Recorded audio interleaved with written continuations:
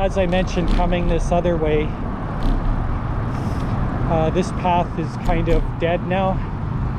There's the path on the other side of Deerfoot Trail, and Deerfoot Trail and the Bow River take that side, not this side.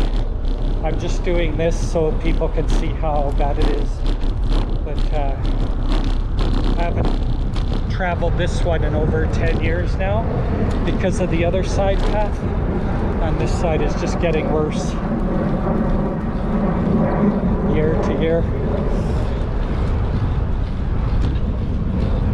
As I said, coming this way or the other way, they should just close this side. Guess it wouldn't be that bad if you have a mountain bike, but if you have a road bike, yeah, definitely not this side.